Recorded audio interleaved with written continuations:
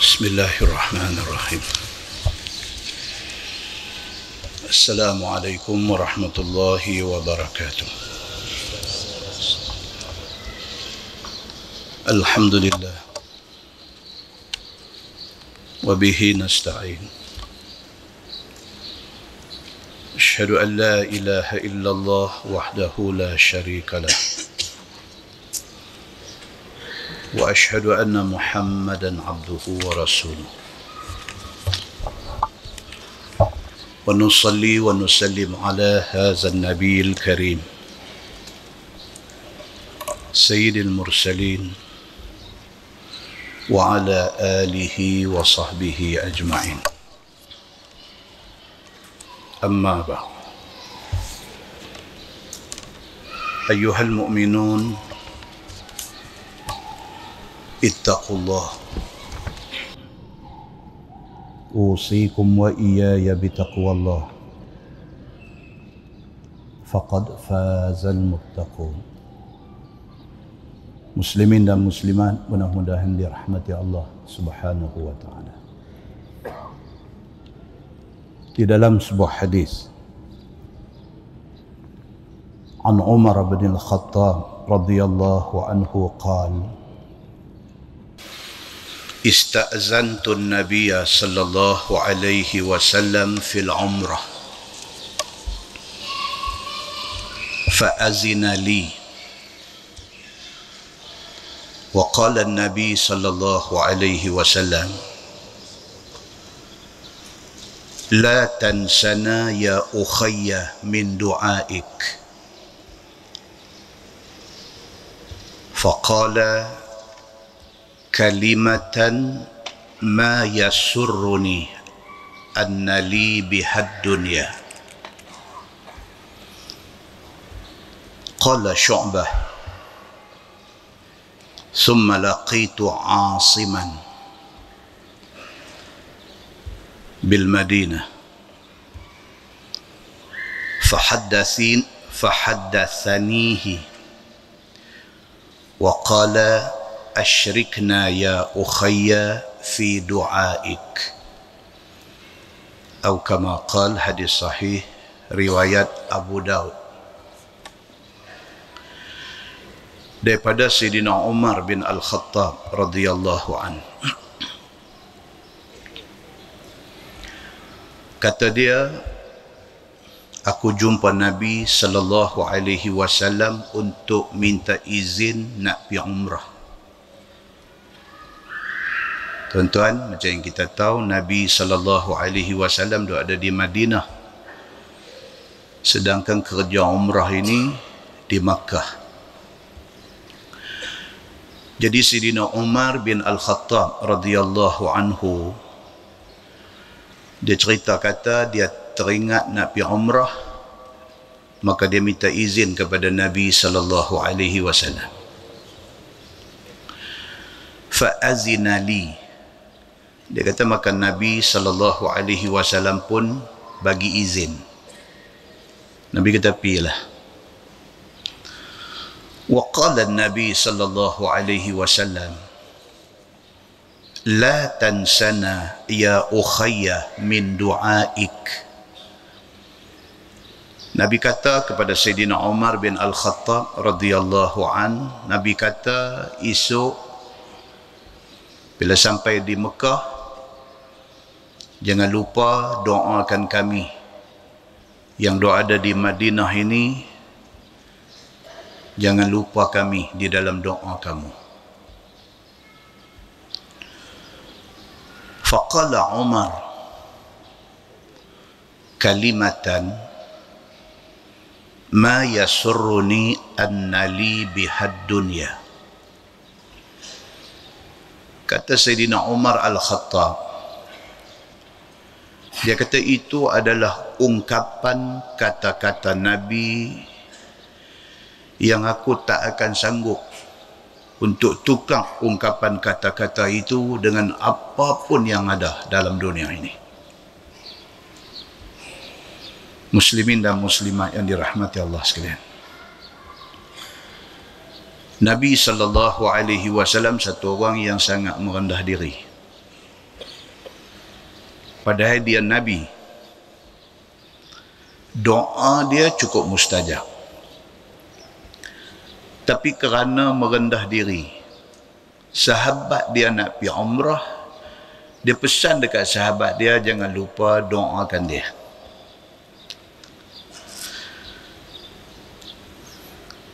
Di pihak sahabat pula yang kata Umar bin Al-Khattab radhiyallahu an,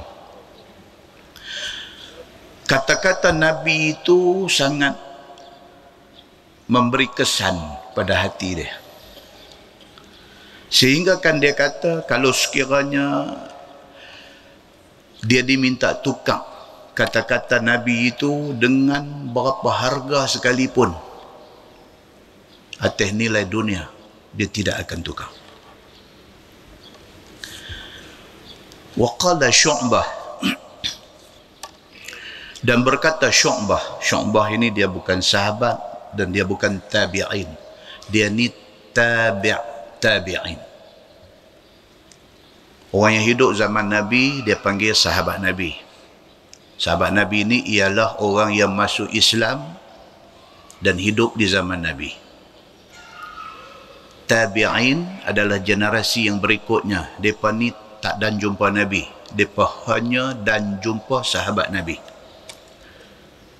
Next generation dia panggil tabi'in.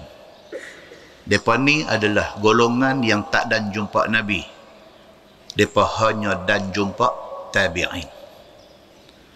Syu'bah ini ialah tabi'in. Kata dia, summa laqitu Asiman ba'du bil Madinah. Kata Syu'bah ini, satu hari aku jumpa dengan Asim. Asim ini juga bukan sahabat Nabi, dia ni tabi'in. Itu nampak tak dia punya peringkat-peringkat itu. Tabi'in. Syu'bah ini tabi'in. Bila dia jumpa dengan Asim ini tabi'in. Bila dia berjumpa dengan Asim di Madinah, fahaddathanihi, dia kata Asim cerita dekat dia tentang hadis ni. Tabi'in cerita kepada tabi'in. Hang tahu tak, dia kata, pernah berlaku zaman Nabi SAW, Sayyidina Umar nak pergi umrah. Sayyidina Umar minta izin dekat Nabi. Nabi bagi izin dan Nabi kata pula dekat dia, Umar, kamu sampai Mekah, jangan lupa doa kami. Asim cerita kepada Syu'bah. Waqala, dan kata Asim, asyrikna ya ukhayya fi du'aik. Asim satu tabi'in, dia lagi dekat dengan sahabat. Dia kata dekat tabi'in yang lagi jauh daripada sahabat ni, yang hanya dan jumpa tabi'in ni, dia pula kata dekat kawan ni, dia kata hang pun serupa, jangan lupa doa aku. Dia nak abang dekat kita tuan-tuan, yang kata generasi sahabat, yang kata generasi tabi'in, yang kata generasi tabi'in ini, mereka ni adalah golongan manusia, adalah generasi yang sedaya upaya nak praktis apa yang Nabi kata. Sayyidina Umar Al-Khattab satu sahabat, dia kata kata-kata Nabi ni, aku tak akan jual kata-kata ni, aku tidak akan gadai kata-kata ni dengan berapa ringgit sekalipun. Tabi'in pula, apabila seorang tabi'in cerita kat dia, dandan dia nak praktis benda tu. Pasal apa? Pasal tabi'in. Asim pun praktis. Asim lepas cerita, Asim kata dekat dia, hang pun serupa, jangan lupa doakan aku. Pengajaran dia tuan-tuan, yang pertama, selalulah kita minta kepada kawan-kawan yang baik-baik supaya doakan kita. Yang kedua, Nabi SAW tak sombong, dan kita jangan sombong. Dalam sebuah hadis riwayat daripada Abi Umamah radhiyallahu anhu, kata dia, anna Rasulullah sallallahu alaihi wasallam qala man kharaja min baitihi mutahhiran ila salatin maktubah fa ajruhu ka ajril hajjil muhrim wa man kharaja ila tasbihid duha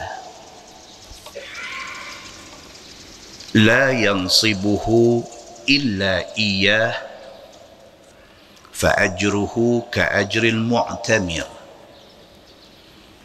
وصلاة على أثر صلاة لا لغو بينهما كتاب في عليين أو كما قال hadis Hasan riwayat Abu Daud. Daripada Abi Umamah radhiyallahu anhu. Tuan-tuan, Abu Umamah ni tuan-tuan, dia ada satu cerita dia ni.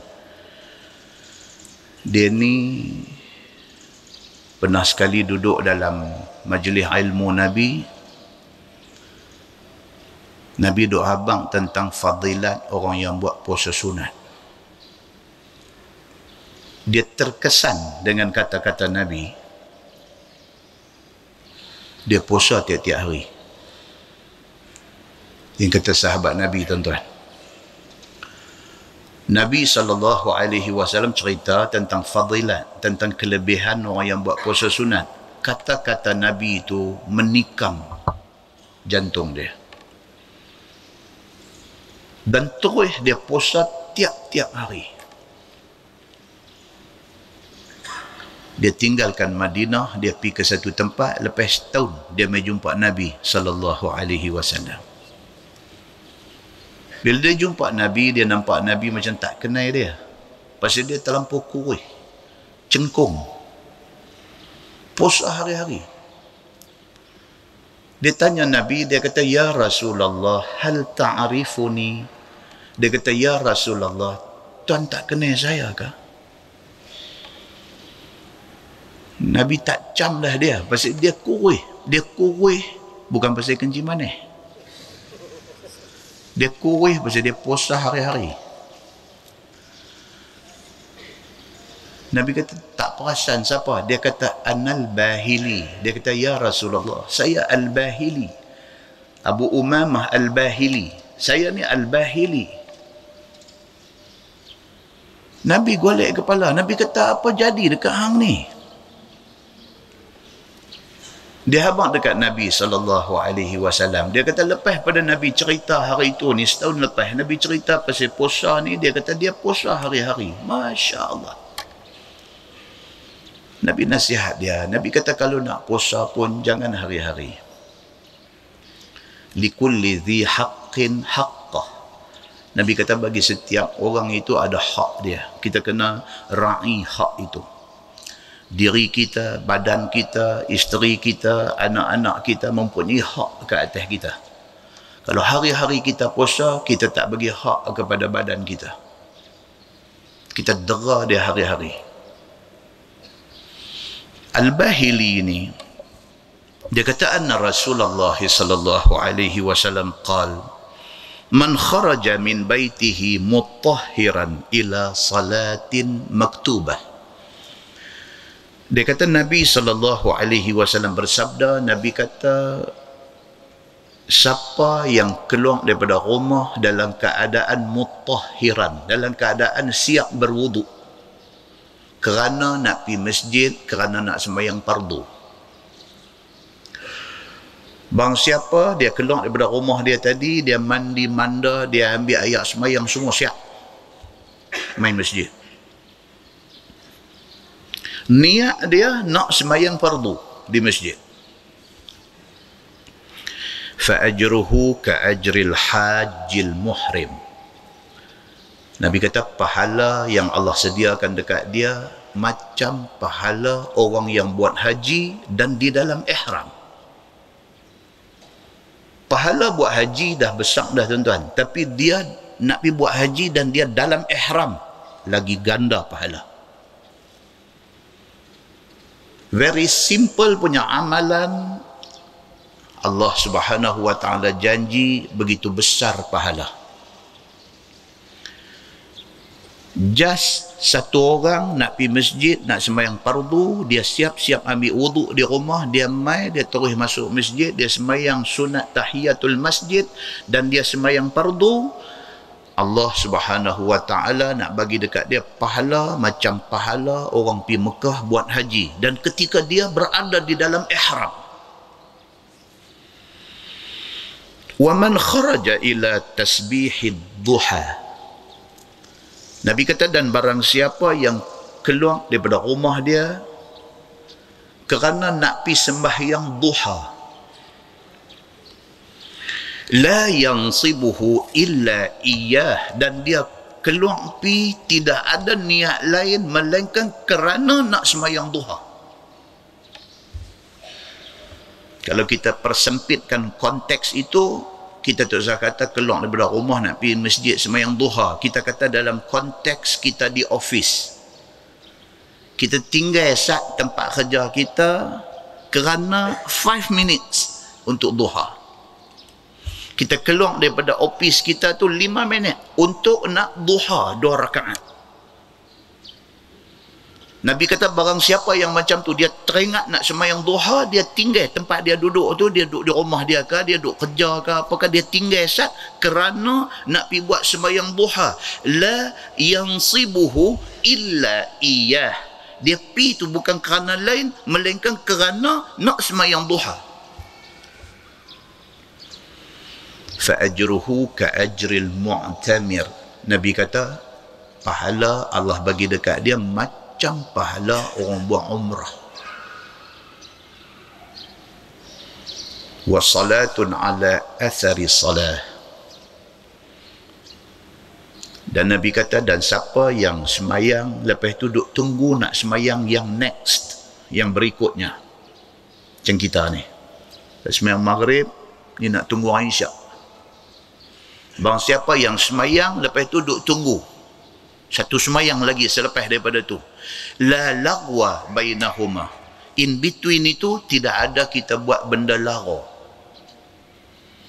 Kita tak merapu, kita tak merepet, kita tak kata ke orang, kita jaga elok-elok antara satu semayang dengan satu semayang. Dan kita duk ingat ni sat lagi nak semayang, duk ingat sat lagi nak semayang. Kitabun fi illiyin, Nabi kata pahalanya sudah ditulis di illiyin, di sisi Allah Subhanahu wa taala. Muslimin dan muslimat yang dirahmati Allah sekalian, pengajaran dia yang pertama, biasakan berwuduk tiap-tiap kali nak pergi masjid. Yang kedua, sembahyang duha jangan tinggal. Dalam sebuah hadis riwayat daripada Abi Hurairah radhiyallahu anhu, kata dia, annahu sami'a Rasulullah sallallahu alaihi wasallam yaqul, ara'aitum law anna naharan bi babi ahadikum yaghtasilu fihi kulla yawm khamsan, ma taqulu dhalika yubqi min darani? Qalu la yubqi min daranihi syai'ah. Qala Rasulullah sallallahu alaihi wasallam, fadhalika mithlu salawatil khams yamhu Allahu bihil khataya, atau kama qala, hadis sahih riwayat Al-Bukhari. Daripada Abi Hurairah radhiyallahu anhu, kata dia, Nabi sallallahu alaihi wasallam bersabda, Nabi kata, apa pendapat kamu kalau sekiranya di depan rumah kamu, di depan pintu rumah kamu ada sungai dan kamu mandi sehari 5 kali di sungai itu?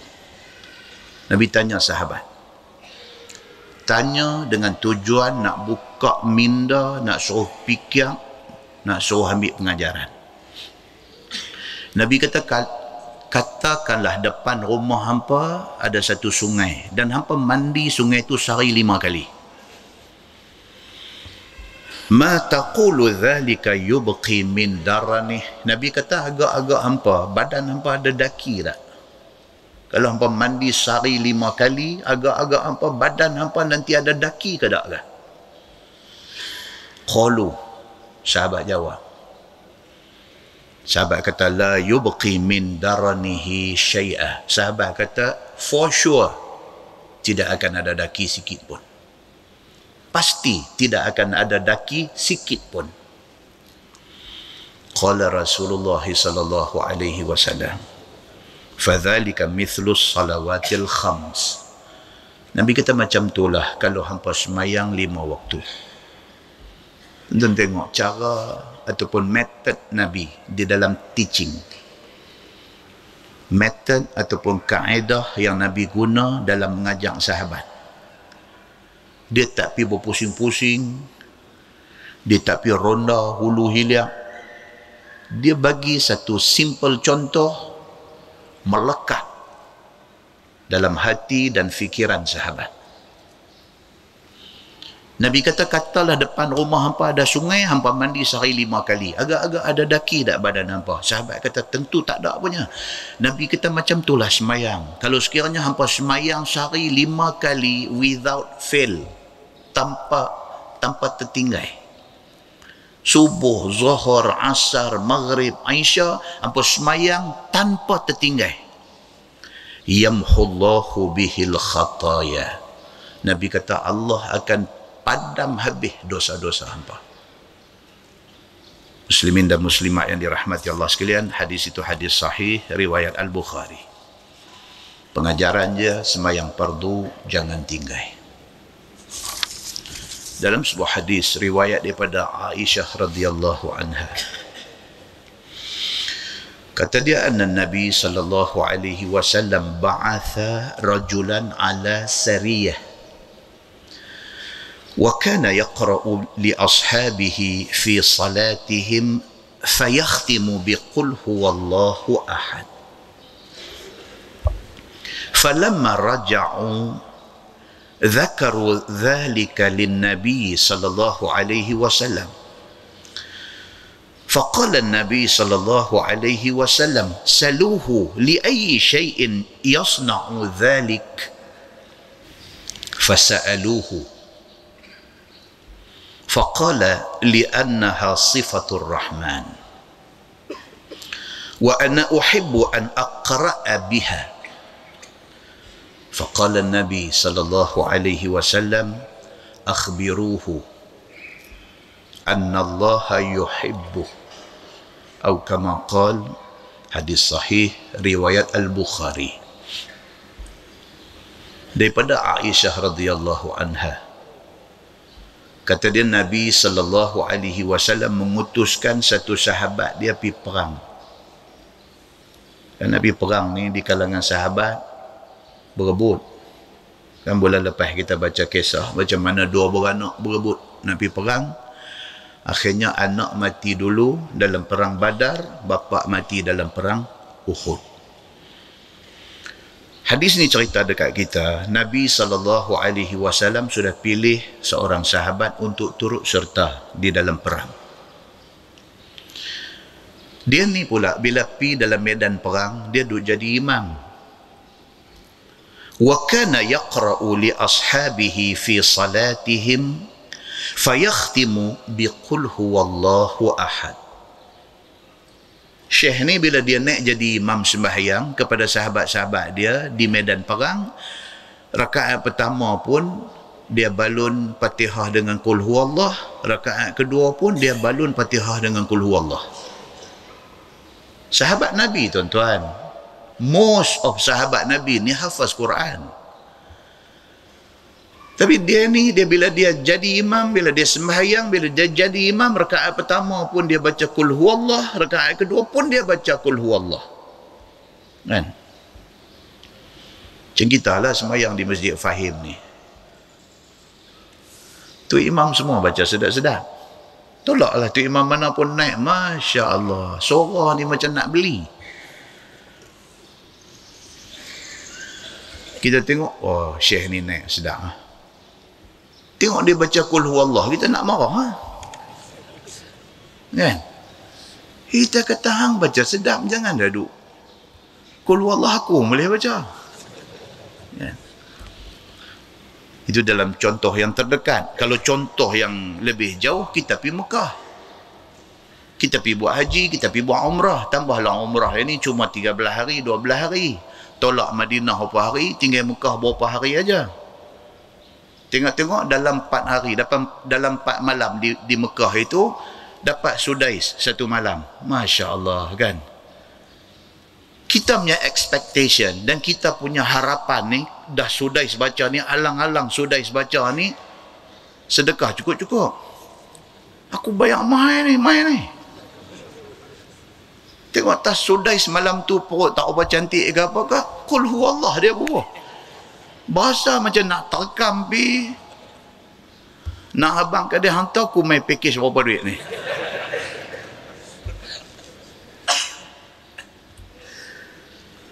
Sama macam saya buat kuliah di masjid ni pun serupalah kalau nak dicontohkan bagi banyak. Sahabat-sahabat yang duduk di sebelah-sebelah, taman sebelah-sebelah ni, bila saya berhenti pukul 9.30, dia kata cantik lah. Tapi sahabat yang mai daripada Tanjung Dawai, Pak Tam kita, nu sahabat yang mai daripada Aluk Stang, sahabat yang mai daripada Perlis, mereka mai jauh, mereka minyak kereta mereka bayar tol, mereka bayar apa, mereka kata kalau boleh ustaz panjang sikit pun tak apa. Berbaloi kami mai jauh ni. Kalau saya drag lebih daripada 9.30, taman sebelah-sebelah jegir saya. Dan nampak tak? Hajat dan keperluan antara satu orang dengan satu orang tak sama. So kita nak jaga siapa? Kita nak buat favor dekat siapa? So kita ambil 9.30. Jadi abang awal takut saat lagi terlambat aku nak jegir, kan? Muslimin dan muslimat yang dirahmati Allah sekalian, macam itulah halnya dengan sahabat ini.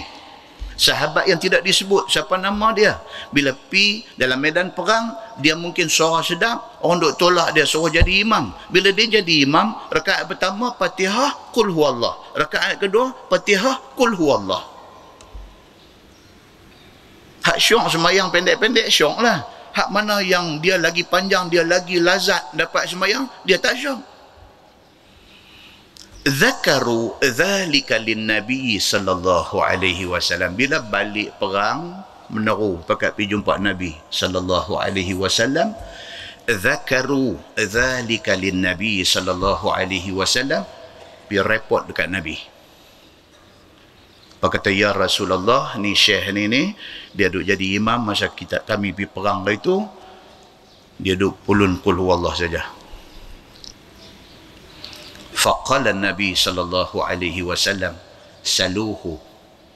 Nabi sebagai satu orang pemimpin, Nabi dia dengar satu report mai dekat dia, dia tak lompat. Nabi sebagai satu orang pemimpin, bila satu orang mai cerita apa-apa dekat dia, Nabi tak terus pakai, Nabi tak terus bertindak. Ini pun satu pengajaran. Nabi SAW, bila orang mai cerita dekat dia, pasal satu orang ni semayang, duk baca Qul huwallah tiap-tiap rakaat. Nabi SAW bila dengar benda ni, Nabi kata saluhu. Pisat tanya dia. Li ayyi syai'in yasna'u dhalik. Nabi kata pasal apa yang dia duk buat lagu tu? Nabi kata pergi tanya dia, pasal apa rakaat pertama pun Qul huwallah, rakaat kedua pun Qul huwallah. Pergi tanya saat dia pasal apa dia duk buat lagu tu. Fasa'aluhu. Hadis tu kata, maka dia pun pergi tanya dia ni. Faqala, jawab dia ni. Syekh Qul huwallah ni. Jawab dia kata, li'annaha sifatur rahman wa ana uhibbu an aqra'a biha. Dia kata kerana Qul huwallah itu menceritakan sifat Allah, Tuhan Ar-Rahman. Qul huwallahu ahad. Katakanlah dialah Allah, Tuhan yang esa. Aku syok surah ini, aku syok baca Qul huwallah ini pasal dalam surah itu menceritakan sifat esa Allah, Subhanahu wa ta'ala. Aku syok surah tu. Orang pergi habaq dekat Nabi sallallahu alaihi wasallam. Faqala Nabi sallallahu alaihi wasallam. Nabi bersabda, Nabi kata akhbiruhu. Nabi kata pergi habaq kat dia. Tadi pergi tanya dia. Bila dah dapat jawapan dia, Nabi kata pergi habaq dekat dia. Fa akhbiruhu. Pergi habaq kat dia, annallaha yuhibbuh. Allah sayang dia. Kadang-kadang tuan-tuan, benda yang simple, benda yang ringan, kita buat tu, niat kita apa, ganjaran dia besar dia ada di sana. Pengajaran dia apa tuan-tuan? Jangan pandang remeh kepada kebaikan. Pengajaran dia, jangan kita duk pandang remeh, pandang lekeh kepada benda kebaikan. Kalau benda tu benda baik, benda tu baik di sisi Allah dan Rasul. Yang kedua, kadang-kadang benda kecil pahalanya besar. Mudah-mudahan mukadimah itu memberi manfaat kepada kita, insya-Allah. Kita menggunakan Bahrul Mazi jilid 21. Bahrul Mazi jilid 21, muka surat 41. Muka surat 41, tuan-tuan tengok paragraf second last bawah tu. Patut kita sambung dekat sembahyang Nabi menghadap Baitul Maqdis 16 bulan itu kita dah baca dah. Dia adalah ulangan. Skip di bawah tu masalah dia kata berijtihad pada kiblat itu adakah harus? Boleh tak boleh? Kita nak semayang, kita tak tahu kiblat belah mana, kita berijtihad. Kita agak kot ni kot. Berdasarkan kepada beberapa tanda, kita berijtihad dan kita kata sini kot kiblat. Boleh tak boleh kita semayang bersandarkan kepada ijtihad, kepada agakkan kita berdasarkan tanda-tanda yang ada. Kata Al-Badrul Aini pada hadis dalam masalah yang lepas, menjadi dalil harus berijtihad pada kiblat. Dia kata boleh. Kita buat contoh, apa dia selalu? Beijing ataupun Guangzhou. Kita sampai di sana, kita nak semayang di hotel, kita tak tahu betul-betul kiblat kok mana. Kita tak tahu. So kita tengok di luar hotel, tengok arah matahari naik, arah matahari jatuh, agak-agak. Okey, kok ni kot nak semayang maghrib. Nampak macam matahari nak jatuh kok belah barat ni, kita agak kiblat kok ni. Kita agak. Kita pun semayang. Okey. Boleh tak boleh nak agak-agak dan semayang?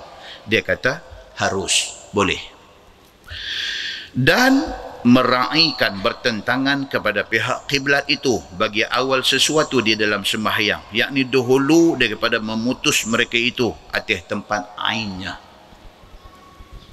Tempat betulnya kita tak tahu macam mana. Sebelum kita tahu betul-betul kiblat kok mana, kita semayang dengan agak-agak. Pasal apa? Maghrib dah nak masuk, kita asyak tak semayang lagi. Sementara nak cari pengesahan betul-betul kiblat kok mana, takut terlepas asyak. Kita dah hujung waktu.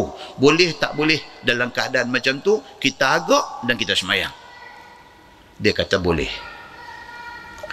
Masalah sembahyang kepada dua pihak dengan ijtihad itu adakah harus? Ni pula dia main perbincangan satu lagi. Kita semayang agak-agak, kata kok ni, kita pun Allahu Akbar semayang. 2 rakaat dah kita semayang asyak, kawan kita masuk bilik, member bilik masuk, Allah dia kata hang semayang kok tu. Kiblat dia kata kanan, kanan. Kita duduk semayang dah dengar kanan, kanan. Kita pun satu macam yang duduk kali pergi kanan. Kita pun satu macam balik kanan. Dan kita teruskan semayang.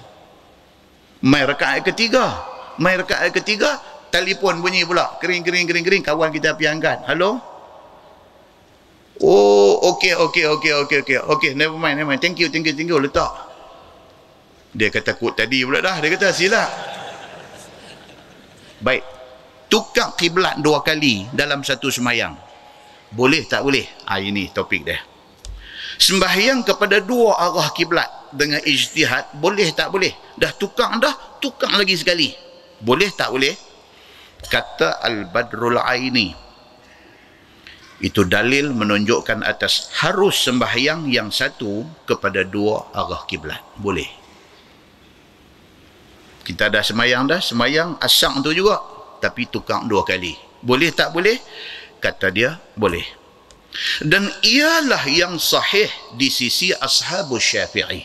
Dan begitulah pendapat ulama di dalam mazhab Asy-Syafi'i.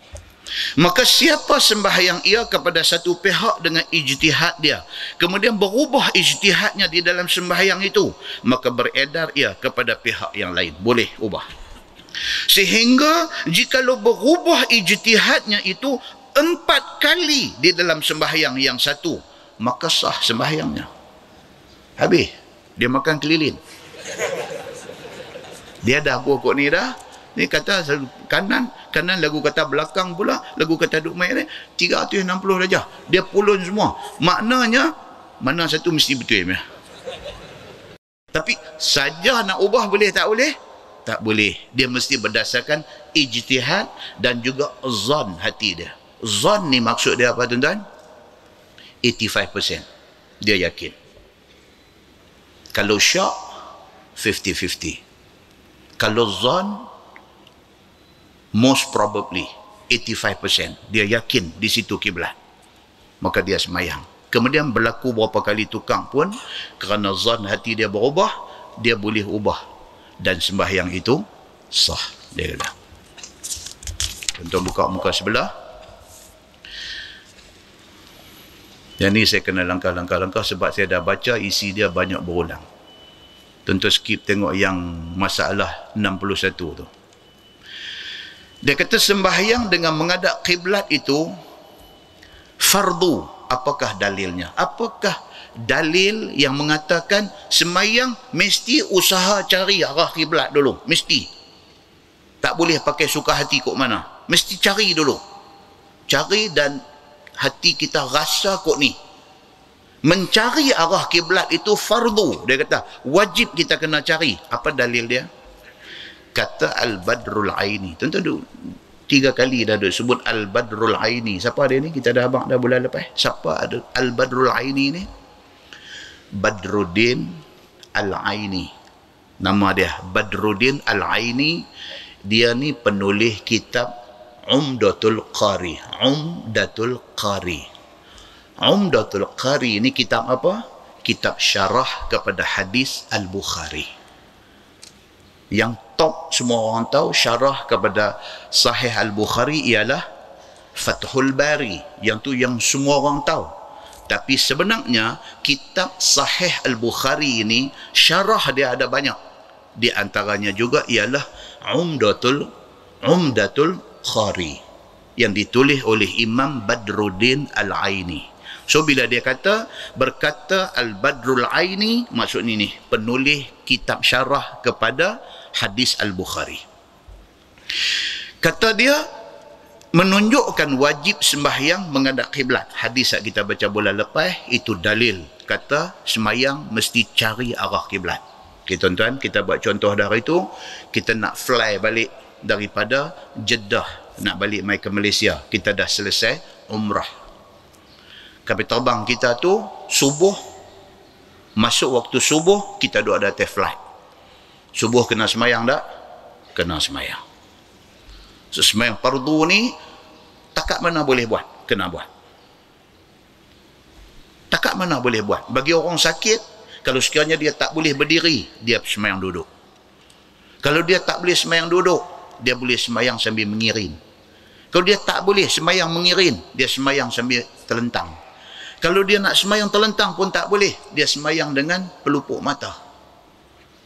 Semayang fardu ni dalam apa situasi, dalam apa keadaan pun kena buat.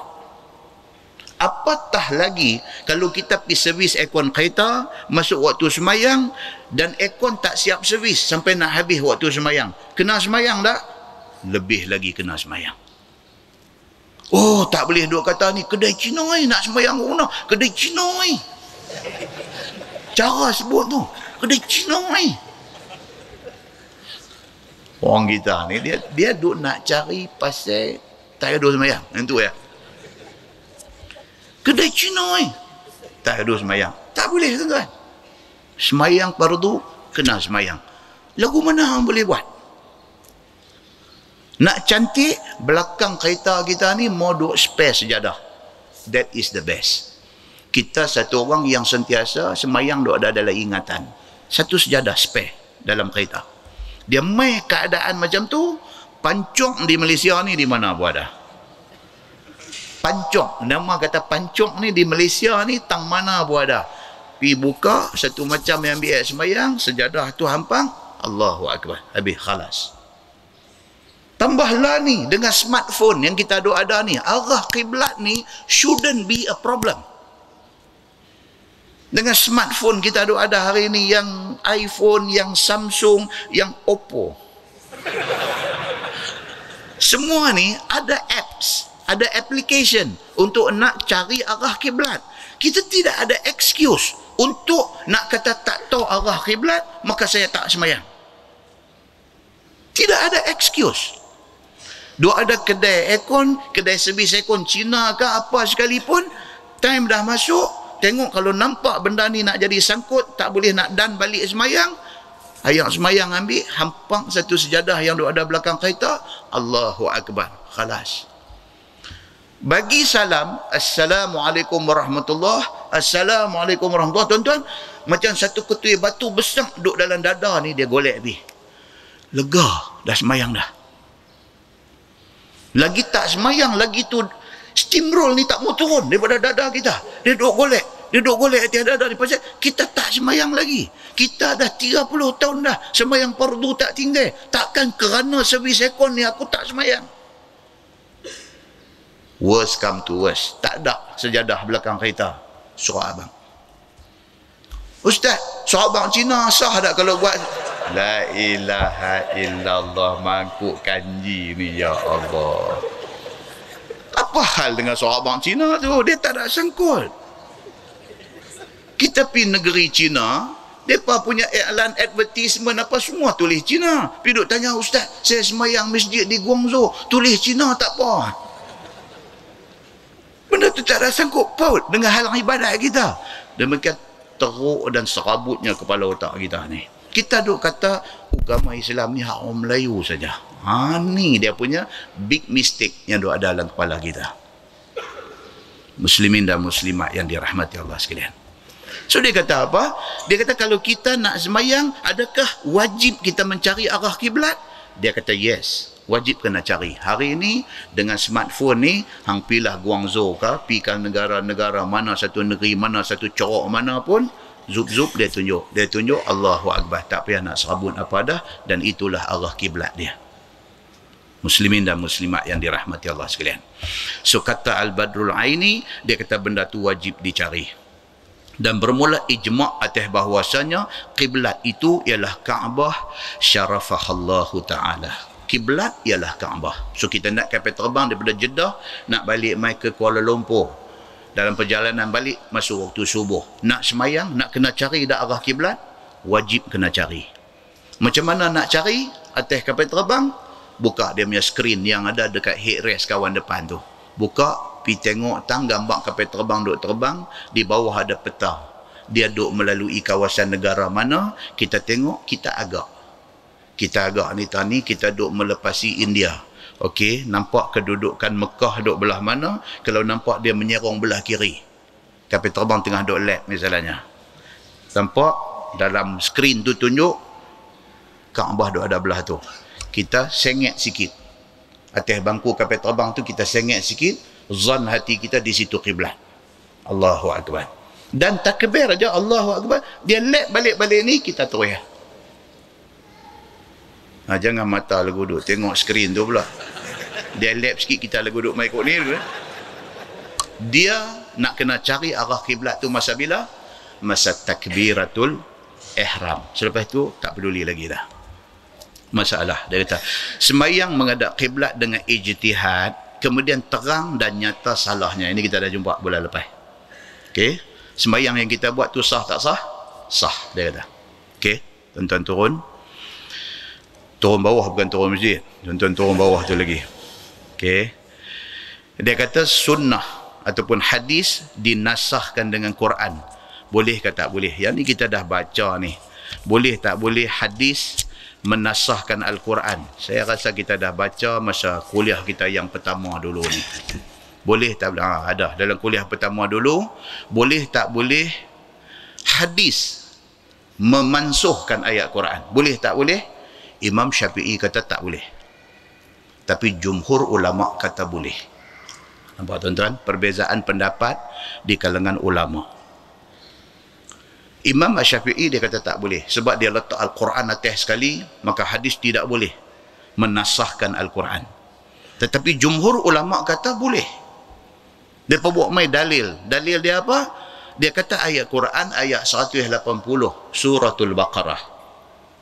Allah berfirman, a'udzubillahi minasyaitonir rajim, kutiba alaikum idza hadara ahadakumul maut in taraka khairanil wasiyatu lil walidaini wal aqrabin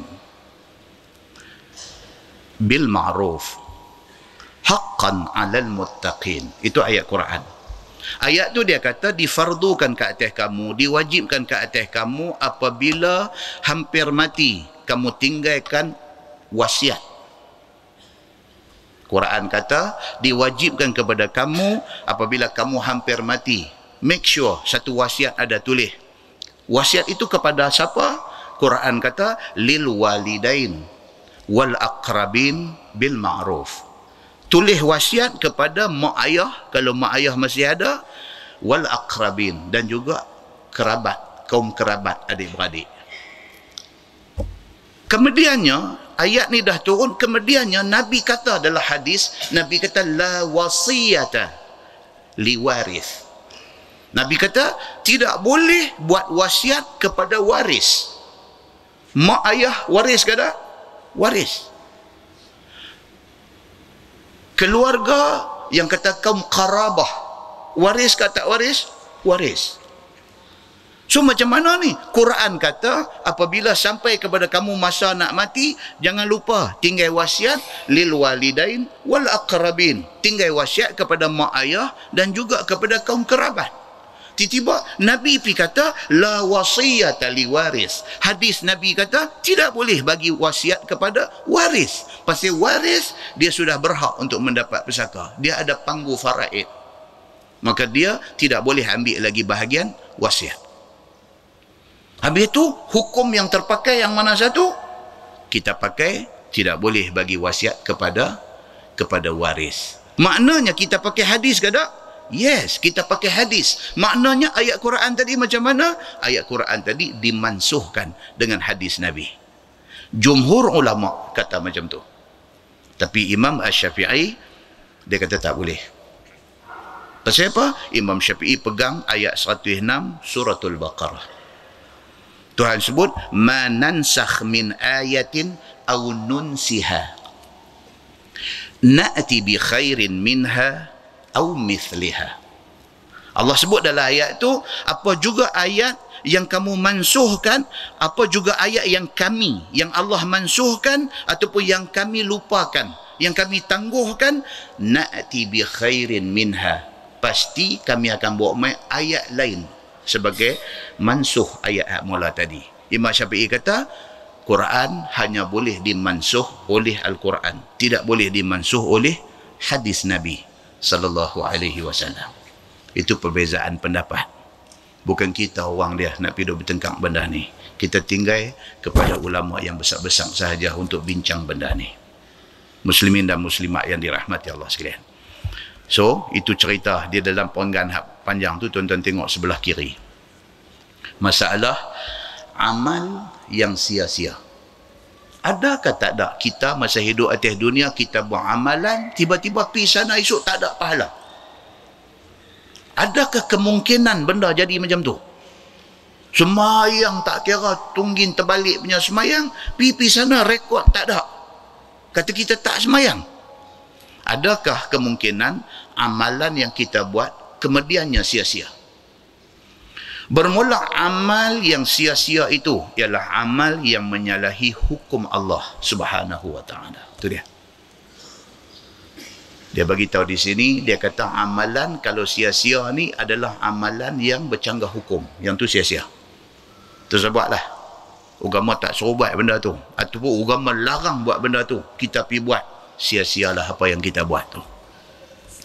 Maka jika sekiranya seseorang itu mengamalkan sebagaimana suruh dan hukum Allah, maka tiada sia-sia amal itu.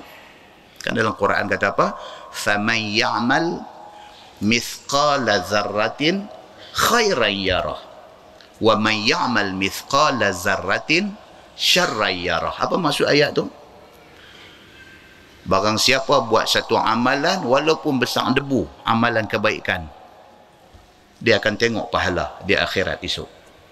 Demikian juga satu orang manusia yang buat kejahatan walaupun sebesar debu, dia akan tengok dosa itu di hari akhirat esok. Ayat itu menunjuk kata kita buatlah apa pun ada pahala di sisi Allah Subhanahu wa taala.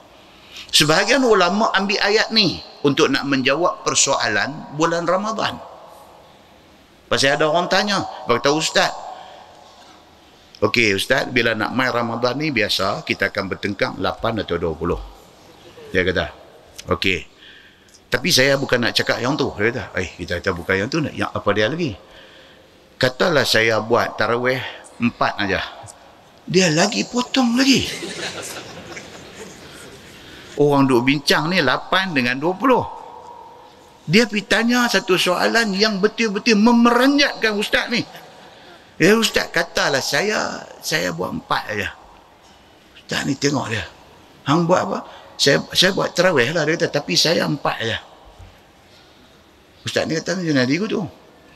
Dia kata, tak diri tu, saya tak boleh ustaz. Dia kata, saya kalau panjang-panjang saya jadi merapu. Dia kata, tuan-tuan manusia ni, tuan jangan.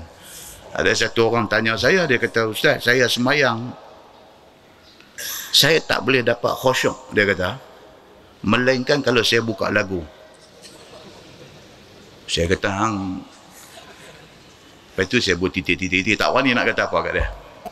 Dia kata, tak boleh ustaz, saya kalau semayang, kalau lagi sunyi, saya lagi serabut, dia kata. Dia nanti main macam-macam dalam kepala ni, dia kata. So saya kalau nak semayang, saya kena buka radio ke, buka kadang handphone, saya on satu lagu apa ke bagi bunyi, saya semayang cantik Ustaz. Saya takut tu, nak kata apa pun takut dah kat dia. Jadi saya duduk tengok dia atas bawah. Saya duduk tanya aku, hampir tanya orang lain lah. Kita pun takut nak jawab, pasal orang tak pernah tanya soalan ni. Dia kata manusia ni, dia boleh main ni 1001 serabut yang kita tak sangka. Ni, hadir main cerita kat kita ni, amalan sia-sia ni. Dia tanya, dia kata, saya main semayang tarawih tapi saya buat 4 aja. Kira macam mana Ustaz? Tarawih saya sah ke tak sah? Dia kata. Jawab dengan ayat tadi. فَمَنْ يَعْمَلْ مِثْقَالَ ذَرَّةٍ خَيْرًا يَرَهُ. Siapa yang buat amal, walaupun amal baik, walaupun besar zarah, yarah, dia akan tengok di hari akhirat esok. Kalau tarawih itu, dia 8 pun tak boleh pergi dah. 20 dia tak mau dengar langsung. Katalah dia buat takat 4 aja. Ada tak pahala? Berdasarkan ayat tadi, ada pahala dia. Cantik. So, tak boleh jawab kata, tak ada. Lain daripada 8, saya tak pernah dengar. Yang ni semua mengarut ni, bid'ah semua ni. Tak boleh. Pasal apa? Buatlah takat mana mampu. Muslimin dan muslimat yang dirahmati Allah. Jangan salah faham. Jangan ingat kata, tarawih tahun ni 4 cantik. Jangan. Muslimin dan muslimat yang dirahmati Allah sekalian. Maka tiada sia-sia amal itu selagi tidak bercanggah dengan suruh dan perintah Allah. Dan jikalau berubah-ubah hukumnya, beberapa kali berubah sekalipun, maka tidak sia-sia amalan itu. Maka selama dia turut sebagaimana hukum Allah, maka tidak kurang pahala yang dijanjikan Allah. Perbincangan ni timbul pasal apa tuan-tuan? Pasal cerita bulan lepas. Cerita Nabi SAW duduk di Mekah semayang menghadap Kaabah.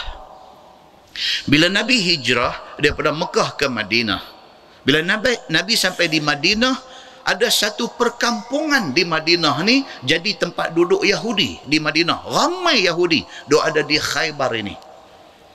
Kerana ramai mereka ni, Nabi tidak boleh ignore mereka. Nabi tidak boleh tak pandang mereka. Nabi tak boleh tak ambil kira mereka ni. Maka Nabi bila sampai di Madinah, Nabi buat perjanjian dengan Yahudi ni. Pasal apa? Pasal Nabi perlu support mereka dari segi politik Madinah. Kalau tidak ada satu perjanjian berbaik-baik dengan mereka, mereka boleh buat kacau pentadbiran Nabi di Madinah. So Nabi sign satu perjanjian dengan mereka ni, yang isi perjanjian itu tak ada apa, cuma bersatu di antara orang Islam dengan orang Yahudi ni sekiranya Madinah diserang oleh musuh. Itu isi perjanjian, isi utama perjanjian. Katalah kapiak Quraisy Mekah mai daripada Mekah nak attack Madinah. Pada ketika itu bukan orang Islam Madinah sahaja yang akan mempertahankan Madinah. Yahudi pun kena mai gembling tenaga mempertahankan bumi Madinah. Pasal hampa pun duduk di Madinah juga. Nabi buat perjanjian dengan mereka. Pasal apa? Pasal kena ambil kira mereka ni. Pasal mereka pun ramai. Okey. Muslimin dan muslimat yang dirahmati Allah sekalian. Maka mereka ni, Yahudi ni, mereka tak lepas peluang kerja nak goyangkan keyakinan orang yang ikut Nabi Muhammad SAW. Bila Nabi sampai di sana, Nabi nak ambil hati. Satu pendapat kata, Nabi nak ambil hati Yahudi ni. Maka Nabi minta izin kepada Allah untuk sembahyang menghadap ke Baitul Maqdis. Kerana Baitul Maqdis ini tempat suci Yahudi. Satu pendapat lagi kata, Allah yang perintahkan Nabi menghadap Baitul Maqdis dengan tujuan supaya hati Yahudi terbuka untuk nak ikut Islam. Pasal apa? Pasal menghadap tempat suci mereka. Selepas 16 ataupun 17 bulan, nampaknya puak ni tak boleh buat baik. Mereka tidak pernah appreciate, mereka tidak pernah menghargai kebaikan yang ditunjuk oleh Nabi SAW. Bila mai mereka duk buat spoil macam ni, Nabi sudah mai tak syok. Nabi sudah mai tawang hati menghadap Baitul Maqdis ni. Nabi hati sudah duk ingat nak balik menghadap Kaabah.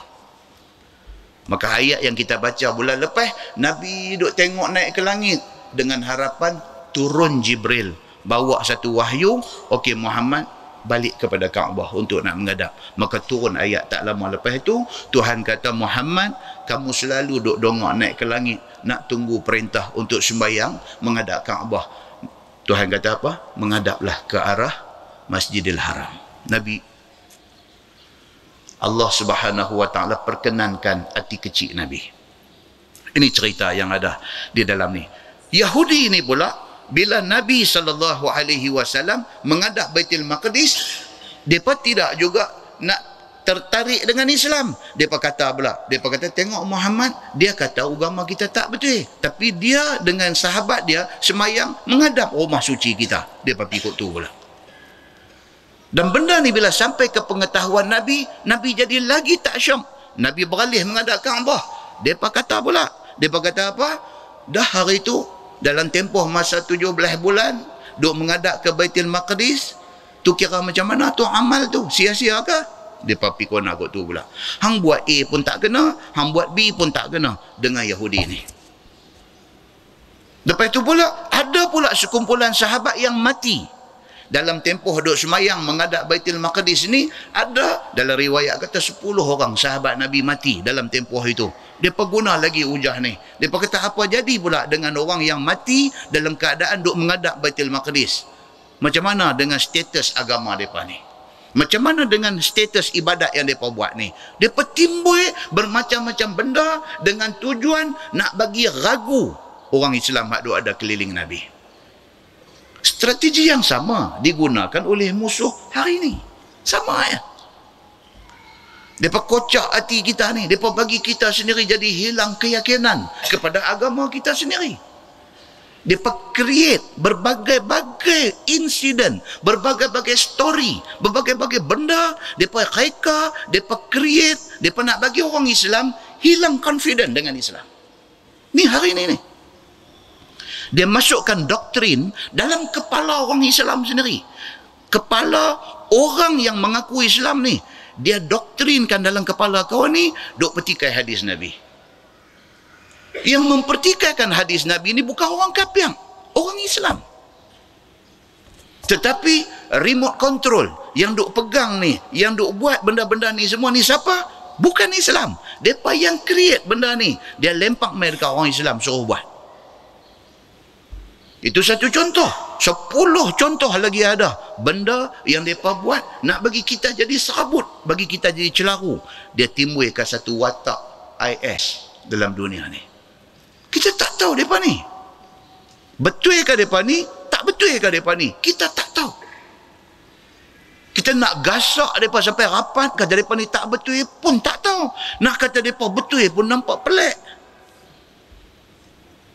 Bottom line, orang tanya satu soalan dia. Mereka kata, Ustaz, IS ni, apa pasal Ustaz? Dia duk langgam negeri-negeri yang memang dikuasai oleh orang Islam. Dia duk langgam Syria, dia duk langgam Iraq. Sedangkan Syria dengan Iraq ni, boleh kata Islam. Walaupun ada Syiah, ada macam-macam di sana, tetapi masih lagi Islam duk ada ramai. Mereka duk langgam negeri ni. Awak mereka tak ghostan sikit lagi, Israel duk ada belakang.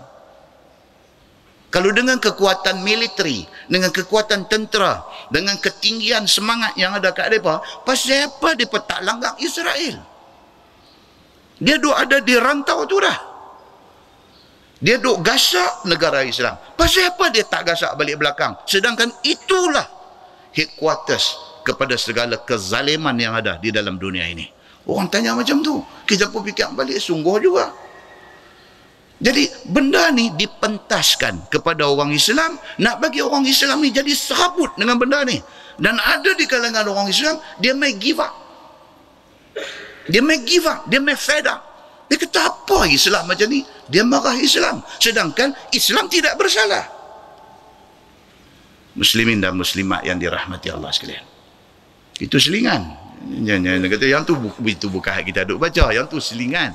Nak abang kata agenda musuh di dalam nak bagi serabut orang Islam ini, ataupun disebut dalam bahasa lain, dia kata ghazul fikr, serangan pemikiran. Dia masuk dalam pemikiran kita, dia masuk dalam kehidupan kita, dia rosakkan Islam kita, sehingga kan akhirnya kita kata Islam tak betul, sedangkan yang tak betul itu bukan Islam. Tapi yang tak betul itu ialah orang yang mendakwa dia Islam, tetapi dia bertindak dan bertingkah laku tidak macam yang Islam suruh.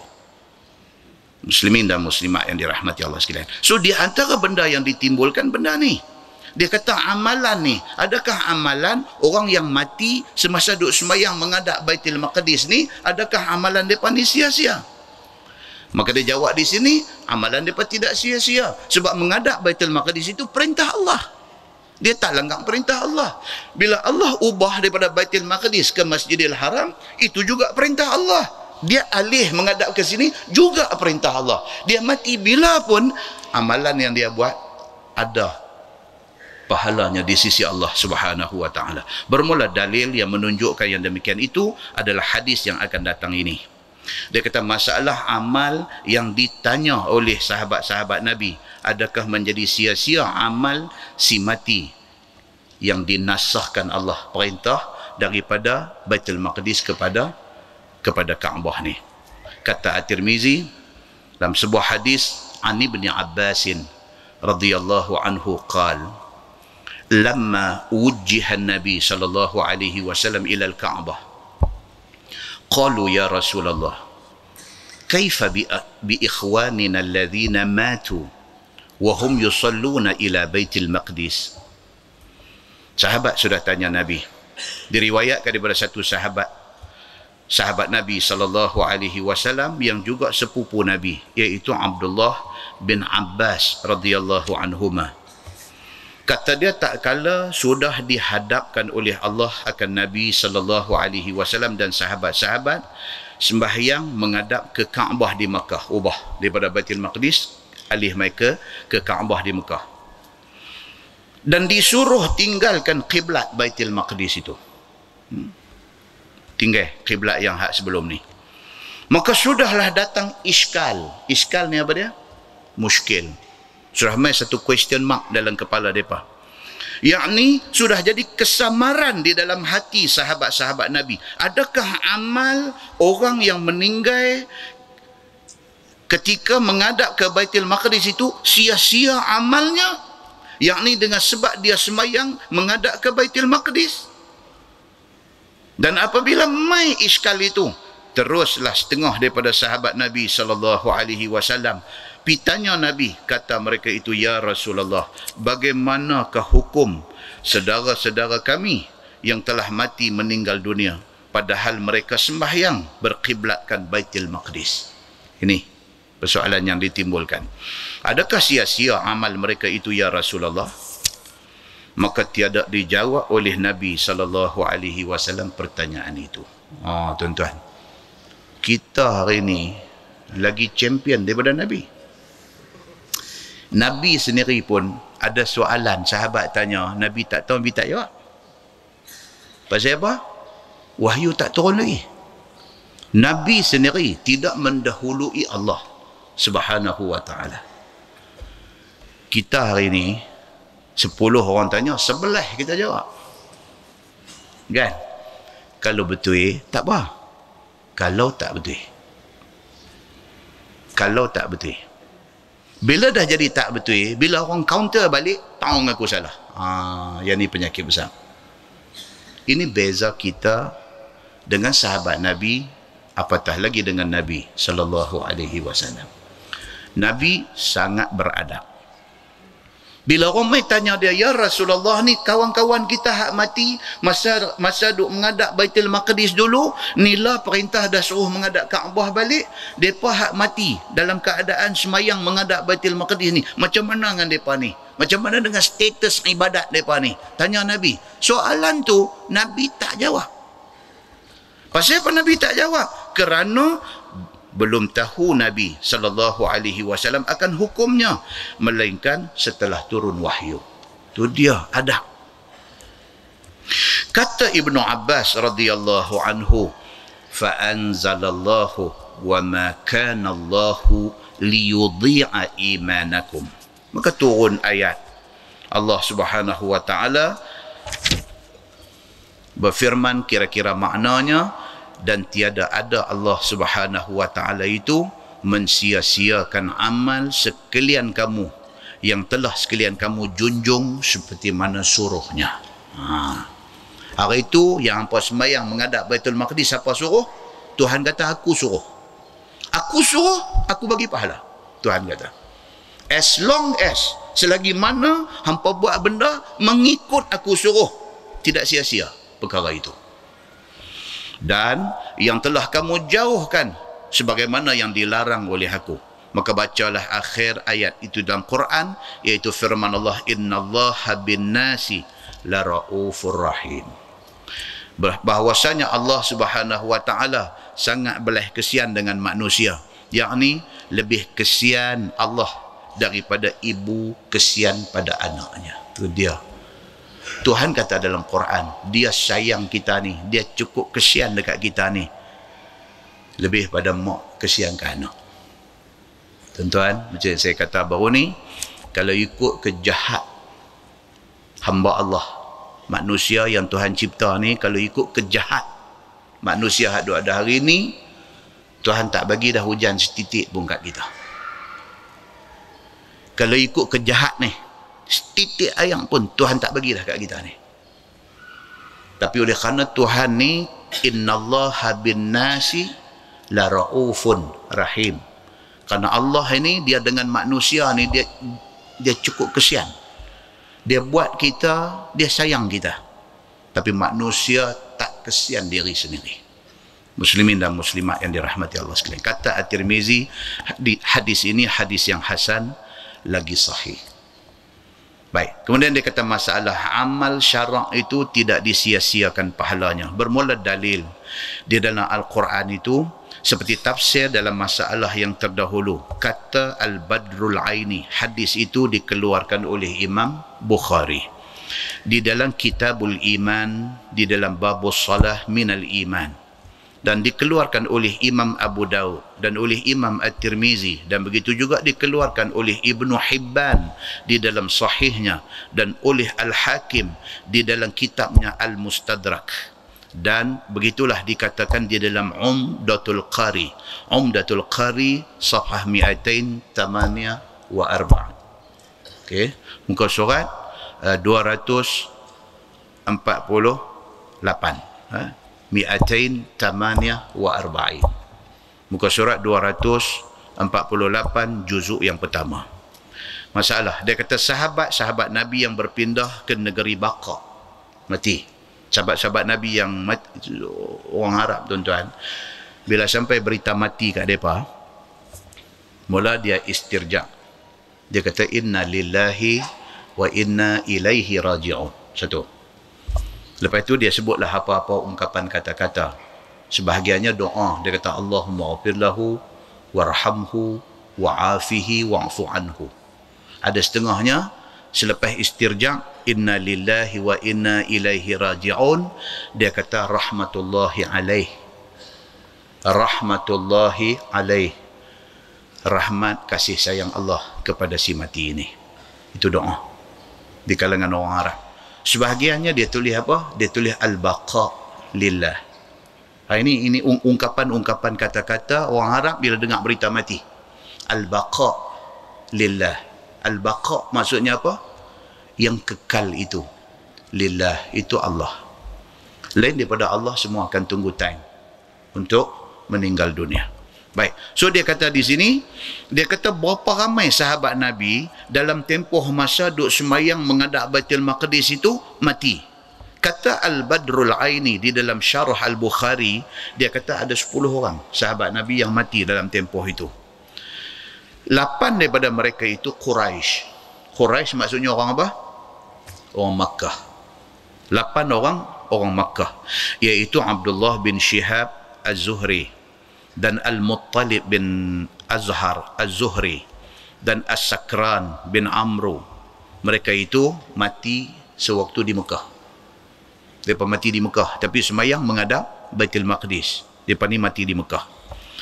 Dan Hittab bin Al-Haris Al-Jamhi, dan Amru bin Umayyah Al-Asadi, dan Abdullah bin Al-Haris As-Sahmi, dan Urwah bin Abdul Uzza Al-Adawi, dan juga Adi bin Nadlah Al-Adawi, dan juga 2 orang daripada orang Ansar, iaitu Al-Bara' bin Ma'rur dan juga As'ad bin Zurarah. Mereka ni semua mati di Madinah. Itu sahabat-sahabat Nabi yang dicatatkan mati dalam tempoh tu. Baik, kemudian dia masuk tajuk baru. Dia cerita tentang problem yang timbul dalam ibadat sa'i antara Safa dan Marwah. Dia ada satu problem timbul, kita tak pernah tahu. Kita yang kita tahu, kita pergi haji, kita pergi umrah, yang kita nak buat apa dia? Tawaf 7 pusingan, lepas itu sa'i 7 kali ulang alik, lepas itu perang rambut, bertahallul, kita dapat satu umrah. Malam ni dia nak bagi satu kejutan dekat kita. Dia nak bagi tahu, rupa-rupanya sa'i itu benda yang dikhilafkan oleh sebahagian ulama, termasuk sahabat Nabi sendiri. Sa'i itu, adakah sa'i itu rukun di dalam ibadat haji dan umrah, ataupun sa'i itu buat tak apa, tak buat tak apa? Selama-lama ni kita faham kata apa? Sa'i itu rukun. Rupa-rupanya sa'i ini juga satu topik yang kontroversi. Ni dia nak main cerita kat kita. Sa'i di antara Safa dan Marwah. Bermula sa'i. Sa'i ni maksud apa tuan-tuan? Berlari-lari, pelan-pelan. Ialah berlari di antara Safa dan Marwah 7 kali pada masa buat haji ataupun buat umrah. Maka ialah satu rukun daripada beberapa rukun haji dan umrah. Ini yang dipegang oleh mazhab Syafi'i. Sa'i rukun, mesti kena buat. Okey. Barang siapa meninggalkannya, nescaya tidak sah haji ataupun umrahnya. Rukun maksudnya apa? Mesti kena buat. Macam dalam semayang, takbiratul ihram, Allahu Akbar, tu apa dia? Rukun. Kalau dia ni saja tak mau takbir, dia pipi lagu terus-terus baca Fatihah, Sah tak sembahyang dia? Tak sah. Pasal apa? Pasal itu rukun. Rukun tidak boleh tinggal. Sama dengan sa'i. Sa'i itu adalah rukun. Tak boleh tinggal. Kalau tinggal, tidak sah haji ataupun umrah dia. Dan tiada boleh dibayar dengan dam. Hak tak boleh buat. Upah orang dan sebagainya. Ganti dengan dam. Yang ni apa dia? Ibadat wajib haji. Wajib haji, contoh dia apa dia? Wajib haji. Contoh dia apa dia? Bermalam di Muzdalifah. Bermalam di Mina. Pada hari 3 hari yang disebutkan tu hari-hari tasyrik. Itu wajib haji. Sedangkan sa'i bukan wajib haji. Tak boleh tinggal. Wajib haji, kalau tinggal bayar dam. Masih sah lagi ibadat kita. Di situ beza dia.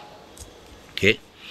Baik, dan dia kata di sini kalau tinggal tiada sah dan tiada boleh bayar dam. Dan inilah pada mazhab Syafi'i dan mazhab Imam Malik. Okey, jaga baik ni dia duk main tajuk berat sikit. Tajuk berat sikit ni dia jadi mata laguna. Bila dia main tang cerita spotlight nanti terang macam tu. Bila dia main tang cerita benda-benda teknikal ni tentang ibadat, tentang tawaf, tentang sa'i ni dia. Itu sebab kursus haji sampai 20 kali. Pasal apa? 20 kali tu kalau kira-kira balik hak dia jaga 2 kali aja. 18 kali dia pergi tidur. 18 kali dia pergi 20 kali. Jangan takut, dia 20 kali pergi. Tapi 18 kali tidur. Jadi bila habis 20 kali, dia cari pula satu ustaz pula. Dia tahu ustaz ni saya ni minggu depan nak pergi haji. Oh, bagus. Kita kata, kita tepuk belakang dia. Jangan lupa doa kat saya di sana. Dia kata, bab doa tu tak apa kalut sangat. Dia kata, ni hak kalut ni saya tak tahu nak buat haji ke mana. Kita tanya dia, hampir tak kursus haji? Saya dan 20 kali ya. 20 kali yang kata tak hati buat haji lagi. Ayah ni yang dia nak main angin ni. 20 kali hampir kursus. Dia kata tak tu saya pening juga dia kata. Dia duk cerita pasal tawaf, duk cerita pasal ni syarat-syarat tawaf, dia duk cerita. Finally saya habis 20 kali kursus haji, saya tak boleh nak link antara satu dengan satu. Saya melihat ibadat ni dia seketul. Saya tak nampak dia main macam tu. Kalau tanya saya teori, dia kata, kalau tanya saya teori, okey, syarat rukun haji apa? Saya boleh cerita 1, 2, 3, saya boleh bagi. Wajib haji apa? Saya boleh bagi 1, 2, 3, saya boleh bagi. Dia kata.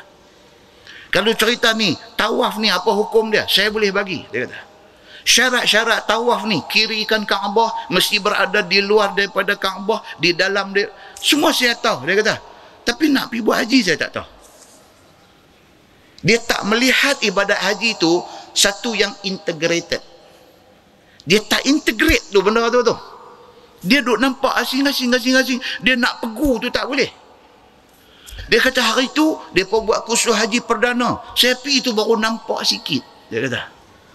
Saya pergi kursus haji perdana tu baru nampak sikit. Pasal apa? Pasal dia tunjuk secara praktikal daripada A sampai Z. Saya nampak sikit. Tapi celaru banyak lagi. Ni nak pergi bila ni? Dia kata kalau nak kira betul-betul lusa. Allahu Akbar. Maka tidak heran tuan-tuan. Oh takut tuan-tuan, bab ni takut. Benda ni very simple. Tapi tak tahu tang mana dia punya silap dia. Sampai dia jadi korosot lagu tu. Pergi haji sama dengan saya tahun 1996. Satu sahabat. Dia ada PhD. Sebilik dengan saya. Masuk. Duk tak beg apa semua. Kita buat tamattu'. So kita nak turun pi, kita nak tawaf, kita nak sa'i, kita nak tahallul. Lepas tu kita nak tunggu. Untuk hari wukuf pula kita nak pi. Kita punya bab, okey. Dia ni. Kita tanya dia. Kita tanya, ni buat haji ifrat ke tamattu'? Oh, dia kata tu, nak tanya ustaz lu. Dia duk ada dalam bilik hotel dah. Dia tadi kapal terbang, dia dah niat dah ihram apa ni. ihram haji kah, ihram umrah kah? Dia dah niat dah tadi ni. Dia kata, ni saya syukur banyak-banyak boleh duduk sebilik dengan ustaz ni. Allahu Akbar. Saya duduk mai daripada sejuk kaki, dia mai sampai pinggang dah sejuk. Saya kata tadi masa dekat miqat tadi niat apa? Niat haji kan niat umrah. Dan saya memang niat nak mai buat haji dia lah. Allahu Akbar. Tuan, takat tu sudah nampak dah dia punya serabut tu. Takat tu dah nampak dah serabut ni. Bukan lagi 3 hari nak pergi haji dah. Duduk dalam bilik hotel di Mekah dah. Kain ihram mau duk pakai dah. Muslimin dan muslimat yang dirahmati Allah sekalian, jangan main-main benda ni. Jangan main-main. Kita kena tahu clear benda ni. Bismillah, langkah kaki pi. Kita buat, kita balik, kita satisfied. Kita puas hati kita dengan ibadat yang kita buat. Muslimin dan muslimat yang dirahmati Allah sekalian.